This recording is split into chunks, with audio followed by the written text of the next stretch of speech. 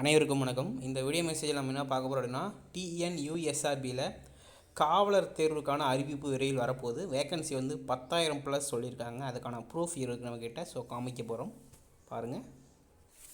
இதுதான் பார்த்தீங்கன்னா இன்றைக்கி தினம் இந்து தமிழ் சொல்ல முடியாது. அதில் வந்து பேப்பர் கட்டிங்ஸ் 10,000 பேர் புதிதாக தேர்வு செய்து தமிழக காவல்துறை விரைவில் வந்து அறிவிப்பு விளைகிறது. தகுதியுள்ள இளைஞர்கள் தயாராகுமாறு அதிகாரிகள் அறிவுறுத்தியிருக்காங்க.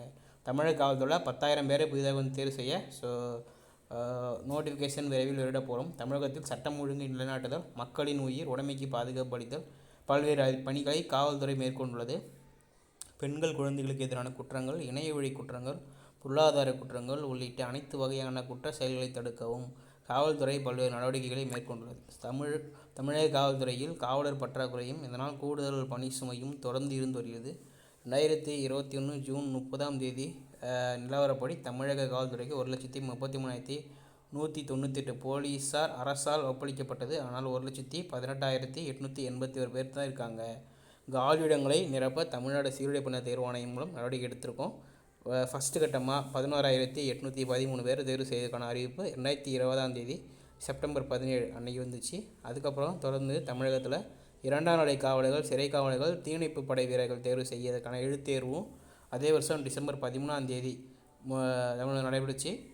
தொடர்ச்சியாக சான்றிதழ் சரிபார்ப்பு, உடற்கூறு அளத்தல், உடல் தகுதி தேர்வு கடந்த வருஷம் ஜூலை 26 சென்னை எக்மோர் ராஜரத்னம் விளையாட்டரங்கம் நடைபெற்றது. 8 மாத பயிற்சி. அனைத்து தேர்விலும் வெற்றி பெற்ற 10,300 பேருக்கு 8 மாத பயிற்சி அளிக்க இருக்கும்.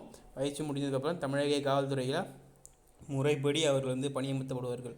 இதேபோல் 969 காவல் உதவி ஆய்வாளர்கள் எஸ்ஐ இருக்காங்களே, அவங்களுமே வந்து தேர்வு நடத்திச்சு. இவங்களுக்கு வந்து இப்போ ட்ரைனிங்கில் இருக்காங்க. சரிங்களா? 10,000 பேர் வந்து புதுசாக விட போகிறாங்க. 450 காவல் உதவி ஆய்வாளர்கள் தேர்வு செய்யப்பட உள்ளனர். எஸ்ஐ வேக்கண்ட்டு 450 வரப்போகுது. ரெடியாக இருங்க எஸ்ஐக்கு. சரிங்களா?